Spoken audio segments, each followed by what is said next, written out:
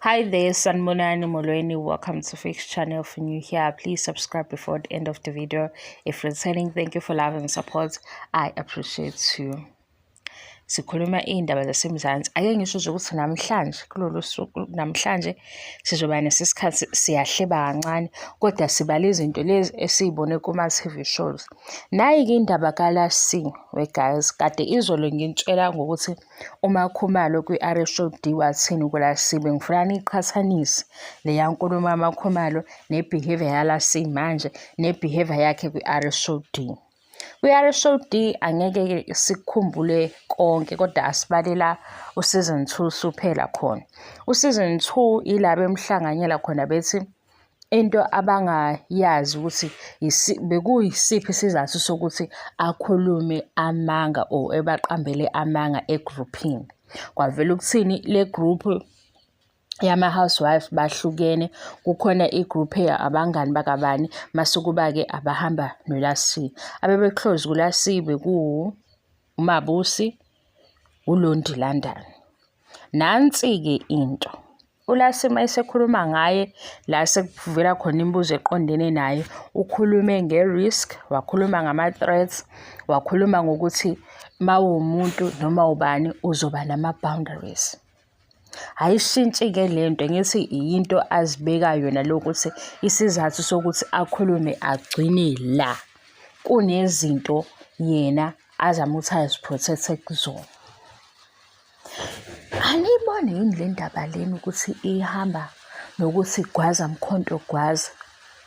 Selobu uhlangana bebe baningi abangena laphayana nangu usephephile manje ngoba phela manje asisazi ukuthi lokhuyana abebemsabisa ezethi akazukwazi ukuphosta ku-social media kujike phi manje. Ozobuza ukuthi singenaphi or why niphawula.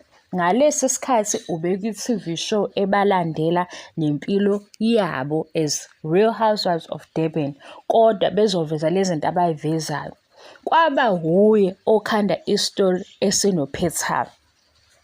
uPhethani lo angamvezanga ukuthi unjani kodwa kwavela imoto, kwavela iy'mbali.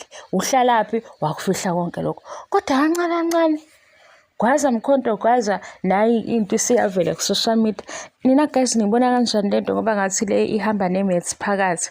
Kune-mathematics la ayidlala la. Kwase kuba khona othi-ke umasterishe into yokuthi akutshele into engekho ayenze ibe khona. Mase ngabuyela kwi-R-Show D ngingakubalela ukuthi uLassi ucalculative kanjani. Kodwa ngabuye ngacabanga ukuthi uyi-journalist. Maye i-journalist uyayazi into ezokhulumisa abantu abashiye kwi-drama engasishu. Mase-ke yena ema laphaya eceleni adala i-chaos, umuntu oyi-instigator ngoba manje uyena owakha iy'tori okubukeka sengathi kufanele sithi oh shame simdabukele. Kodwa ithini indaba esimdabukela yona asiyazi. Aphinde futhi ajike ethi angifuni abantu abazokhuluma kabi ngobaba womntwana kanti bethiweni. We guys ngicela nihambe niyibuke lento engishoyo ningaze nisho ukuthi uFix ukhuluma kakhulu. Anibuke izinto ey'hlangene nokuthi gwaza mkhonto gwaza mase nibona ama-post kaLassi ku-social media ukuthi akuhambisani yini. Khona olutheni mhlampe izinto ay'chazayo waba ne-influence yabantu. Mase kuyi-influence yabantu kodwa nayo into engiyishoyo-ke ngokwami ukubuka. Umuntu oseceleni engenza ama-comment ngento angayazi or ngempilo yakho kodwa akwazi wena ukuthi kwenzakalani empilweni yakho ngaleso sikhathi. Ine-MK phakathi le ndaba. Siyikhulumene phansi. Ine-MK phakathi le ndaba.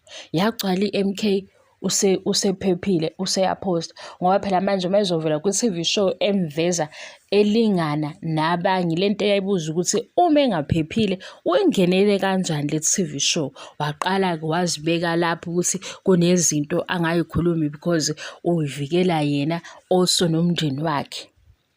Yathi swi i-MK eMoses Mabhida nangu seyaphosta. Kwaphinde futhi kwanyakaza i-MK ku-social media nangu futhi useyaphosta. Lento yakhe ithini guys?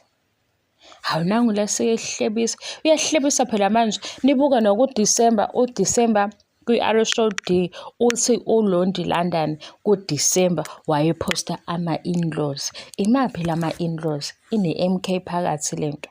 Uma ungezukuyibamba ukuthi ine-MK phakathi kanjani, sizokushiya kanjalo sesiyokuchazela later le ndaba. Thank you so much for love and support.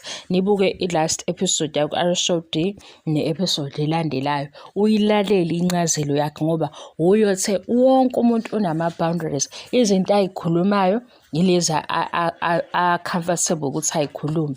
Yini-ke sijikile manje kula MK party? Inomkhonto phakathi lento, inokugwazwa komkhonto phakathi lento, and nathi siyayibona ngoba nathi siyakwazi ukuba calculative. Thank you so much for love and support. Ngiyabonga angiqedi. Lena-ke yabahle bayo kuphela, ayikho into ezichazayo ozoyibamba obukela i-R D, kodwa ngizoyifaka i-recent post ukuze niyibone ukuthi ayilingani yini lento. Ngoba khona omunye okhulume ngepower ukuthi yena wasuke wabona ukuthi akasabuyela emandleni. Uma esebuyela emandleni sewepost uDo. Manje sisazi ukuthi nasi sithini ngoba sizwe ngayo ukuthi kunama-threats, kune-risk, kunezinto futhi ayibekile yena. Kwase kujikaphi-ke?